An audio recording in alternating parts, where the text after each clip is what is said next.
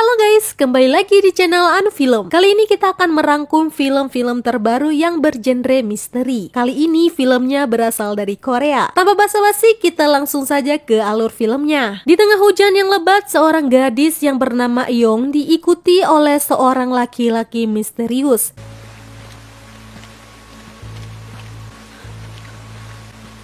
Sampai pada saat Eong masuk ke gereja, laki-laki itu pun juga tetap mengikutinya. Dan inilah film Revelation 2025.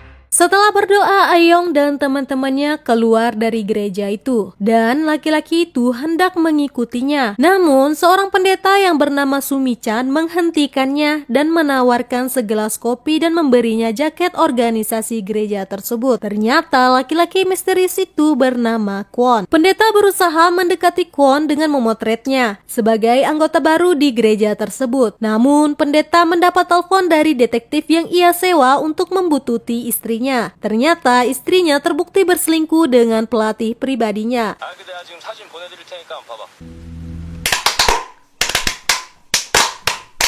Melihat bukti berupa foto istrinya selingkuh, ia tidak kuasa menahan rasa sakit. Ketika Kwon akan pergi, pendeta itu dengan baik hati ingin memakaikan sepatu di kaki Kwon. Namun ia terkejut melihat gelang kaki elektronik yang memang khusus untuk para penjahat seksual.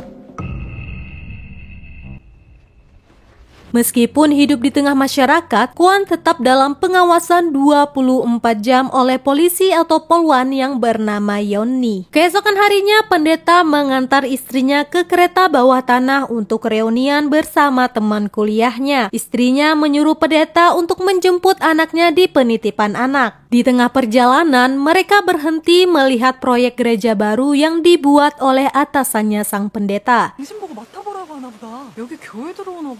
Scene berpindah ketika Yonni pulang ke rumah bertemu dengan ayahnya. Lalu ayahnya memberitahu mengenai kesibukannya untuk merenovasi rumah kliennya. Dan ayahnya tidak ingin anaknya terlalu berfokus untuk menangani kasus yang berpengaruh dengan kesehatannya.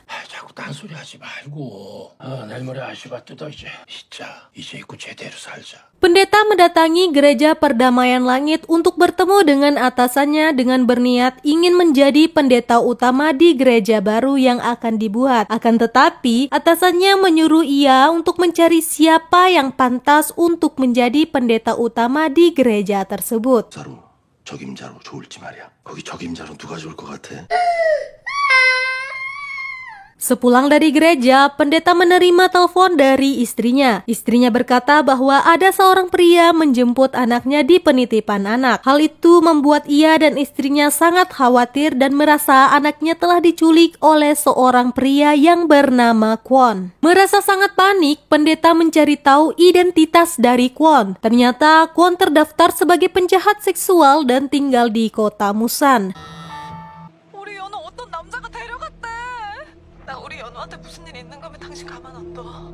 Terlihat Yonni sedang memimpikan adiknya yang bernama Yeonju. Saat itu ia tidak mengetahui adiknya bahwa adiknya sedang disekap dan disiksa oleh Kwon. Hal itu selalu menghantuinya sehingga ia selalu berhalusinasi. Scene pun beralih. Terlihat pendeta mendatangi kediaman Kwon. Lalu ia melihat Kwon dan mencurigainya akan membuang sesuatu dengan membawa sekop. Dengan paniknya, ia langsung menelpon polisi dan melaporkan Kwon telah menculik anaknya. Tapi tiba-tiba baterai HP-nya habis.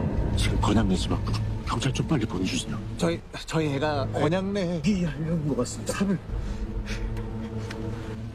Pendeta pun mengikuti mobil Kwon, namun di tengah perjalanan ia kehilangan jejak. Lalu pendeta memasuki jalan Foxhill yang ternyata Kwon membututinya dari belakang. Kwon pun mendatangi pendeta dan bertanya mengapa ia diikuti.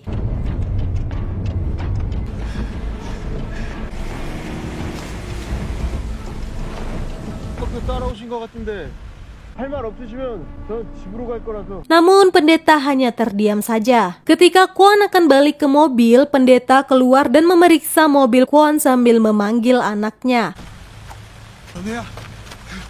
Namun ia tidak menemukan anaknya. Lalu pendeta memeriksa kaki Kwon dan ternyata gelang kaki elektronik itu sudah dilepas.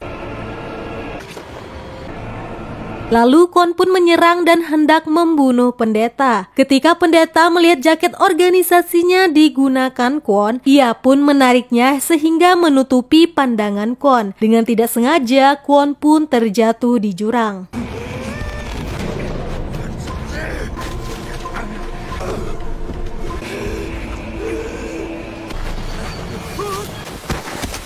Ketika akan menelpon ambulans, pendeta menerima panggilan dari istrinya. Ternyata anaknya berada di rumah temannya yang bernama Noel. Lalu pendeta melihat ke arah gunung, sekilas ia melihat wajah Tuhannya. Lalu ia melepas jaket milik gerejanya dan membuang Kwon di jurang yang lebih terjal.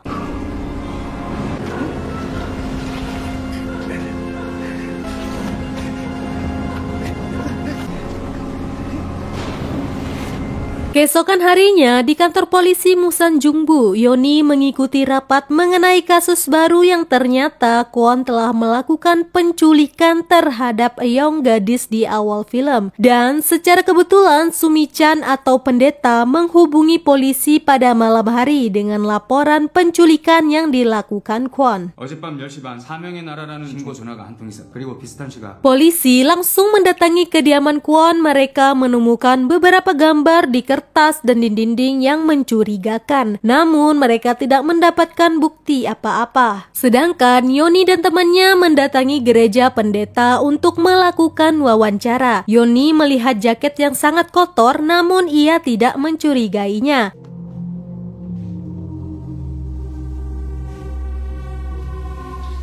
Pendeta mengatakan bahwa Kwon sempat mendatangi gereja dan mendaftarkannya sebagai anggota baru. Namun, ia sempat mencurigai Kwon telah menculik anaknya, sehingga ia datang ke rumah Kwon untuk memastikan. Setelah itu, ia langsung pulang ke rumah karena mendapatkan informasi anaknya berada di rumah temannya. 그럼 목사님은 그 신고 전화 집으로. Setelah wawancara, Yoni melihat sepatu milik pendeta sangat kotor. Karena tidak ingin curiga, ia pun langsung meninggalkan gereja tersebut. Merasa sangat dilema, pendeta ingin membuat pengakuan dan mendatangi gereja perdamaian langit untuk bertemu dengan atasannya. Sesampainya di sana, ternyata atasannya terlihat sangat sedih karena anaknya yang bernama Hwang Su yang akan menjadi pendeta utama di gereja baru yang akan dibuat telah melakukan pengakuan dosa. Hwang Su mengaku bahwa ia telah berhubungan dengan istri orang. Atasannya pun memutuskan bahwa Hwang Su akan dikirim ke luar negeri untuk beberapa tahun dan menjadi misionaris. Kemudian, Sun Min-chan diangkat sebagai pendeta utama untuk menggantikan Hwang Su di gereja baru, yaitu Gereja Kaum Surga. 사람 교회.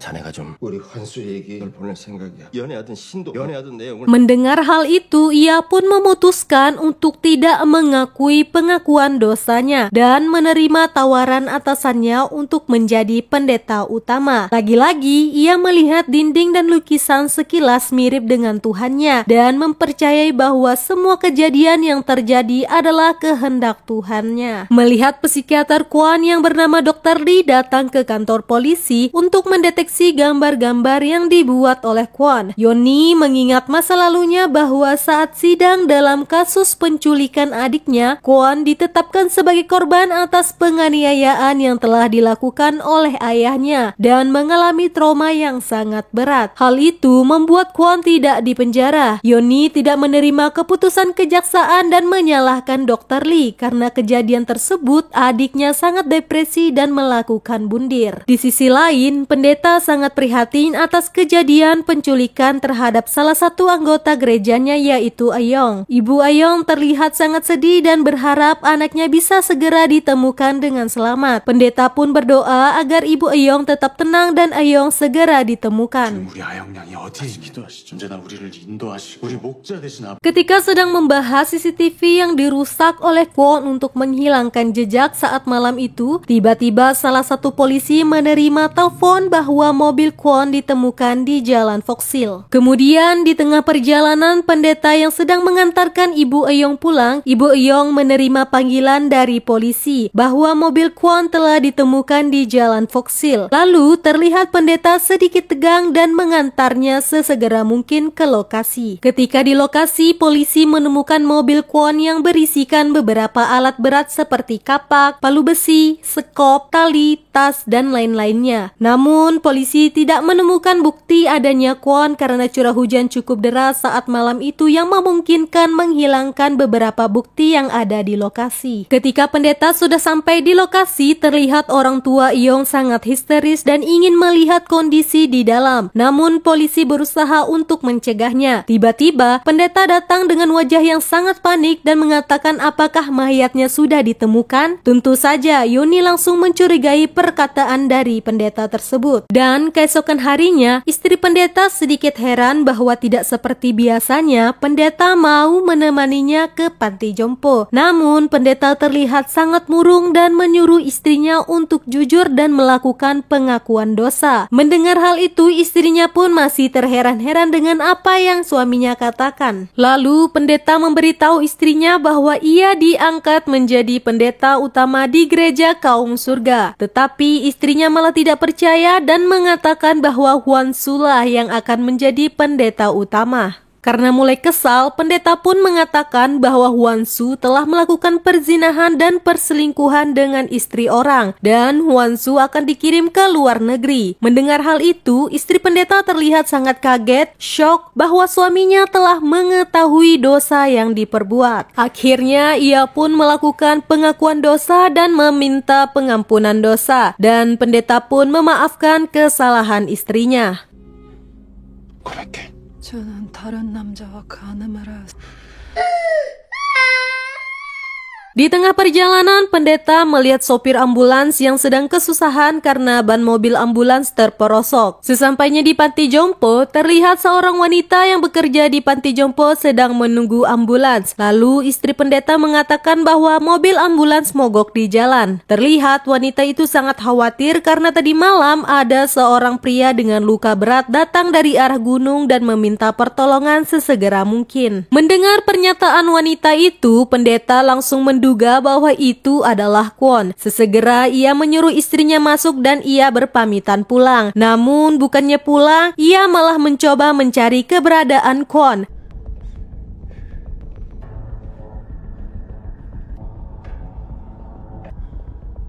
Dan betul saja, Kwon berada di ruang medis. Ia mendengar Kwon mengatakan bahwa pendeta berusaha membunuhnya. Sontak ia merasa kaget.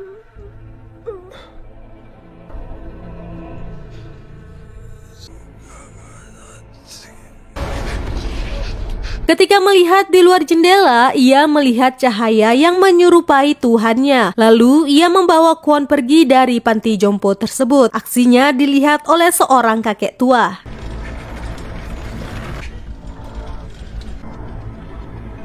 Saat malam hari, polisi mendatangi panti jompo untuk mencari keberadaan Kwon. Namun, Kwon telah dinyatakan hilang. Polisi meminta izin untuk memeriksa CCTV di lorong medis. Tapi wanita itu mengatakan bahwa CCTV tersebut sudah lama tidak berfungsi. Saat berada di ruang medis, kakek tua mengatakan bahwa Kwon telah dibawa pergi. Karena kakek tua itu mengidap demensia, ia pun mengatakan bahwa Kwon telah dibawa pergi oleh Tuhan.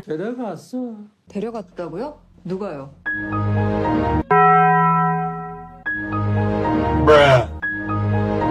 Bruh. 2,000 years later. 하나님이 데려갔어.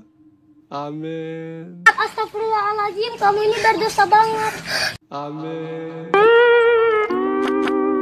Semua polisi pun kena prank. Lagi-lagi keberuntungan memberkati sang pendeta. Ketika memeriksa pintu belakang, Yoni melihat para istri pendeta sedang berdoa. Salah satunya istri pendeta Sumi-chan. Lalu Yoni meminta daftar gereja kepada wanita yang bekerja di panti jompo itu. Scene pun berpindah. Terlihat pendeta sedang mengikat Kwon di gedung tua. Lalu Kwon bertanya mengapa pendeta melakukan ini kepadanya. Pendeta pun menjawab bahwa ia mendapatkan wahyu untuk membasmi orang-orang yang melakukan dosa besar. Mendengar hal itu, Kwon pun mengelak bukan karena wahyu dari Tuhan, melainkan pendeta mencoba menyembunyikan fakta bahwa ia akan membunuh Kwon. Pendeta terlihat sudah tidak bisa mengontrol dirinya. Ia bersikeras bahwa semua yang terjadi adalah takdir dari Tuhan. Mengenai untuk membunuh Kwon, ia hanya menunggu wahyu dari Tuhan saja. Bukannya tenang, pendeta malah berceramah bahwa ia dan Kwon adalah hamba Tuhan yang hanya mengikuti perintahnya. 나한테 왜 그러는 거야? 그러니까 그냥 나 죽이는 거 그러는 거잖아. 우린 하나님의 명을 따르는 그분의 종이니까요. Lalu Kwon pun memberitahu bahwa jika pendeta membunuhnya, maka ia tidak akan menemukan Aeong karena Kwon telah menculiknya. Jika ingin mengetahui keberadaan Aeong, pendeta itu harus menghubungi polisi. Mendengar ukapan Kwon, pendeta pun sangat marah. Di sisi lain, ia ingin menyelamatkan Aeong, namun ia juga merasa terancam. Kemudian, ia memukuli Kwon dan menutupi wajah Kwon dengan lakban. 경찰 불러.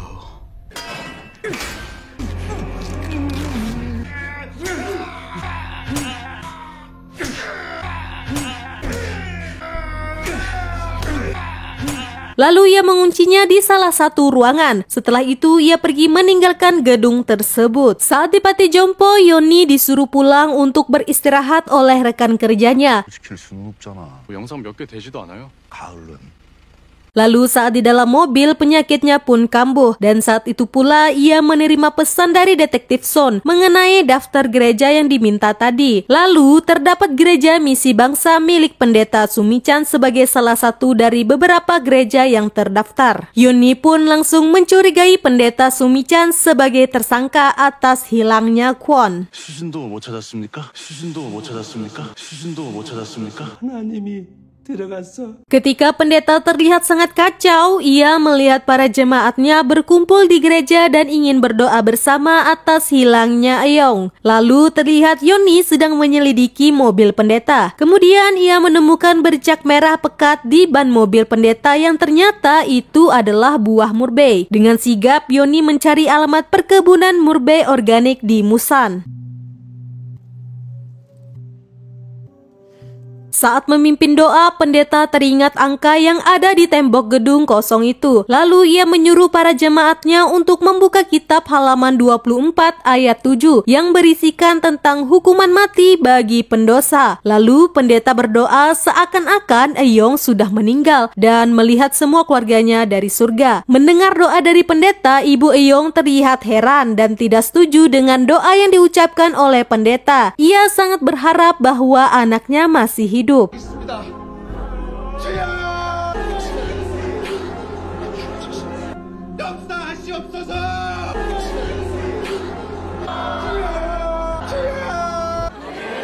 sisi lain, Yeonmi berhasil menemukan keberadaan Kwon. Namun tiba-tiba arwah adiknya datang dan menyuruh Yeonmi untuk membunuh Kwon sebagai balas dendam yang telah Kwon lakukan pada adiknya 5 tahun yang lalu. 피해자가 숨길 거야. 내 복수하고 싶었던 거 아니야? 죽여. 빨리 죽여 빨리. Kwon mengatakan bahwa Aeong masih hidup, namun ia tidak ingin memberitahu di mana keberadaan Aeong. Kwon bernegosiasi jika ia dibawa ke rumah sakit, maka ia akan memberitahu di mana Aeong disembunyikan. Tiba-tiba, pendeta datang mencegah Yeonmi untuk menyelamatkan Kwon. Setelah sadar, pendeta mengatakan bahwa semuanya tidak kebetulan, melainkan semuanya adalah kehendak Tuhan. Dan ia memberitahu bahwa Aeong sudah mati. Padahal Kwon mengatakan bahwa Aeong masih hidup. Lalu pendeta akan mengikuti kehendak Tuhan untuk menghukum Kwon. 모든 게 우연 같죠. 어딘가에 죽어 있어요. 하나님의 뜻은 참 인간의 머리로는 이해할 수가 없어요.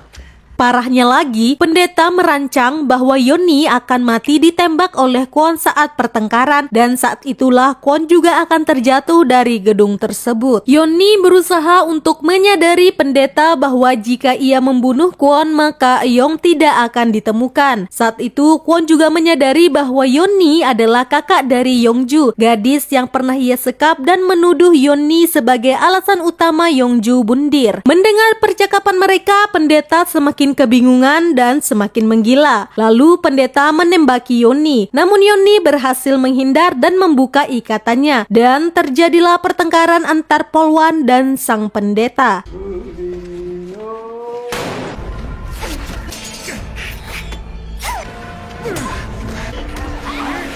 Saat berhasil memborgol pendeta, alat-alat di belakang Kwon terjatuh dan tersangkut dengan kereta yang diduduki oleh Kwon. Yuni mencoba menyelamatkan Kwon, namun Kwon hanya memberitahu bahwa Ayong telah dimakan oleh monster bermata satu. Kwon selalu mengatakan monster bermata satu. Ini adalah teka-teki yang harus dipecahkan.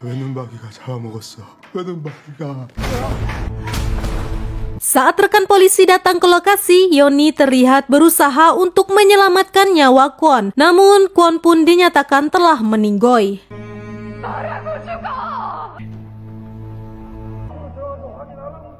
Keesokan harinya, terlihat para kuli sedang bekerja untuk merobohkan semua rumah yang ada di sekitar dan termasuk rumah tua yang berada di sana. Ternyata, di dalam rumah tua itu, Kwon menyembunyikan Ayong di sana.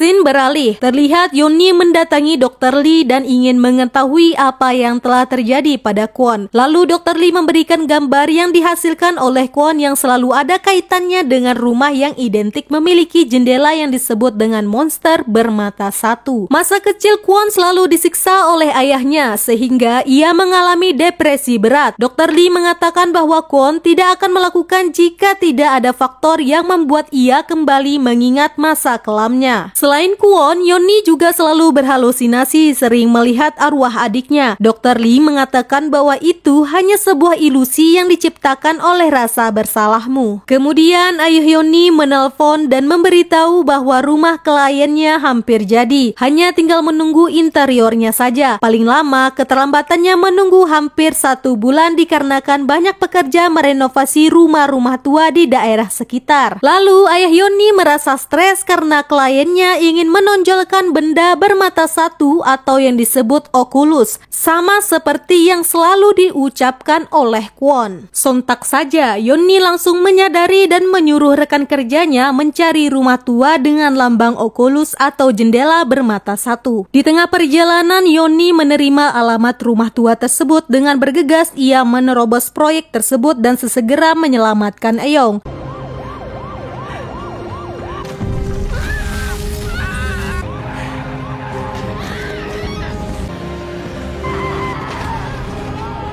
Dan akhirnya Yoni berhasil menyelamatkan Ayong. Di ending film, Yoni menemui pendeta dan memberitahu bahwa Ayong sudah ditemukan dengan selamat. Mendengar hal itu, pendeta masih saja belum percaya dan masih mengira bahwa Ayong sudah meninggal. 신하영 양 찾았습니다. 그럴 리가 없는데. Saat di dalam sel, pendeta melihat ke arah dinding yang terdapat lukisan Tuhannya. Namun, pendeta mencoba menghapus lukisan tersebut dengan kain basah. Tak lama kemudian, lukisan itu berubah menjadi sesosok monster.